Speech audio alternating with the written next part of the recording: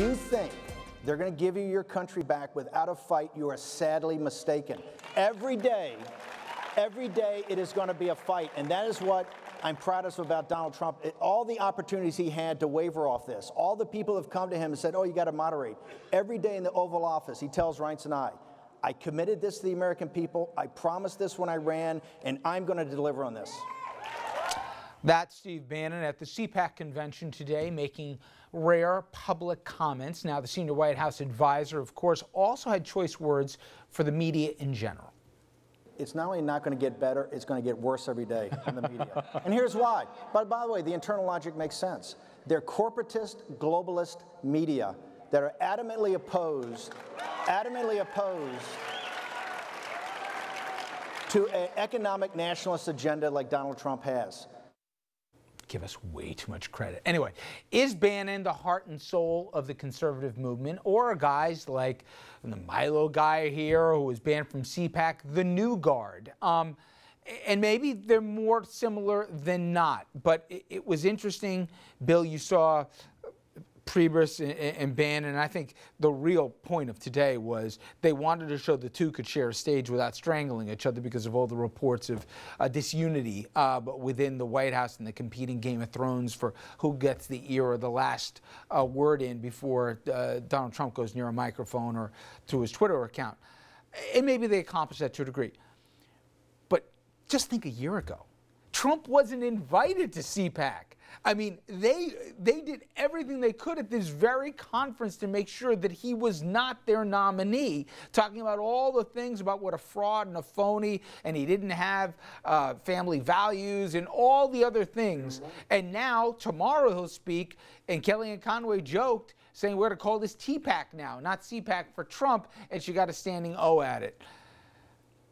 Who is the conservative, not party, but who is the conservative heart and soul right now of the Republican Party? That's what there's a war for right now. That's what's going on. And I think a lot of conservatives are trying to accommodate this president. They say, okay, the election's over, he won, let's try to work with him. And there are a lot of work with him because they want to get their agenda through, or work with him because he's a standard bearer of the GOP? I think both, because he's president of the United States and for agenda items as well. But there's a big war out there, and you've got traditional media outlets, National Review, Weekly Standard, some other ones that are have a lot more legitimacy than some of the new ones that are popping up. It's funny, you saw Alex Jones in the clip before. I was writing some Lincoln Day remarks for a couple of clients today, and I read a Lincoln remark saying that when he likes to watch a preacher, he thinks that he likes to see a preacher that looks as though he's swatting away a swarm of bees, and that's what Alex Jones looked like. I mean, there is an element out there that is on the hysterical side of the press, and they're driving it, and ultimately they're going to damage the conservative movement. Hysteria is an emotional thing.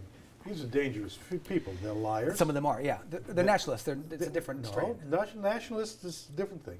They're liars. That's the first thing. What you hear from Alex Jones, Michelle Obama's a man. It's crazy stuff. It's not crazy stuff. It's a lie. It's not about mental health. It's not about emotional. It's about truth. Yeah, I wrote a column That about being it. said, these guys are not really conservatives. They are economic corporatists, and they are social reactionaries. There's nothing conservative about ripping EPA apart, about polluting the environment. Well, a conservative, one second though, Richard. A conservative, one of the pillars has always been government too big, starve beast here, less government, more individual. But it's also about conserving the environment. And when they have to choose that, they choose the economic interests of corporations over the conserving of our natural environment. They can use the term if they want to, but they're not really conservative. People like Rand Paul tried to be a conservative and got booted right out of the party. That's small government. But you know what, Andrew, for people who don't follow us as closely, there's always been Alex Joneses of the world, the fringe guys who are into the conspiracy theorists. But there's a big difference in the last, not just 6 months here. You go back a few years ago, they would have hit him in the corner. He's now a darling. And remind people some of the things that he has said that he's being able to share the same stage, Alex Jones, with the people within the cabinet and the most influential voices of this administration. I almost don't want to repeat these claims on television. It merits it only to show that the just federal how government brought down the Twin Towers in an inside job on 9/11. That he's one of the big 9/11 truthers. That Sandy Hook didn't actually happen. That it was all done by a reenactor in a push to try to seize people's guns, and similar stories. I mean, those are the two big ones. And Michelle Obama is a man. Yeah. I mean, but look, the difference is these sites are getting more attention now than they ever did as part of the 2016 campaign. But it's also that they're not willing to take shots at President Trump even where they disagree with him. You used to You used to get kooks on the right and the left who would take their shots even at the party. Even fair to Andrew, even at the party in power. Boehner used to get crucified on right-wing radio as an appeaser and everything else. George Bush used to be, remember for No Child Left Behind, the stuff they would say about him for all that? When he came with his immigration reform, they went after him.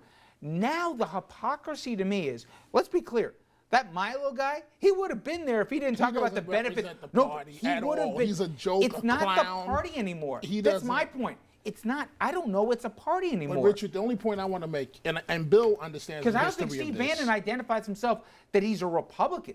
Steve Bannon looks at himself as a disruptor, and that's what these voices are. I agree with that point. Every political party, to a certain degree, is an opportunist. That's the bottom line. It's not always about ideology. It's about survival for a lot of these parties. Look at the Liberal Party backing Rudy Giuliani. Remember that?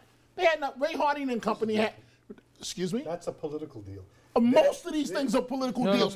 So they're not. But the point I'm trying. Let me just finish.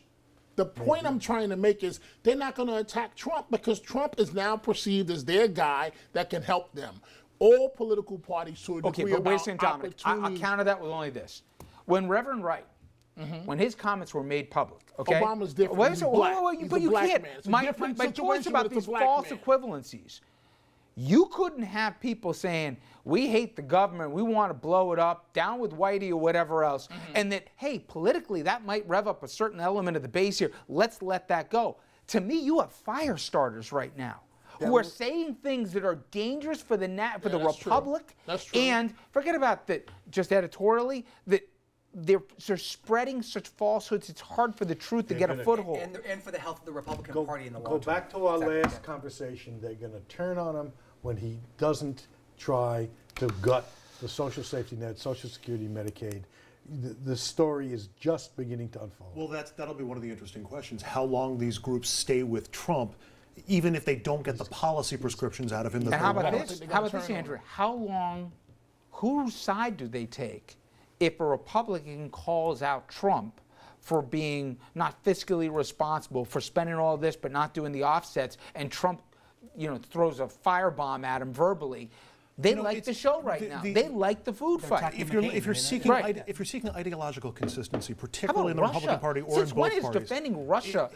Some conservative, You're hard pressed to find ideological consistency among any of these groups. It's all just a marriage of convenience to get what we want that we have in common. I think he's right. There's a little bit more than that. All right. When we come back, we put the Democrats in the barrel, if you will, and who's going to lead the party moving forward. It's not so much the name, but it's about the direction they're going to choose to go. Do they go with the younger generation, or do they try to rally the old guard? We'll be back with that after this.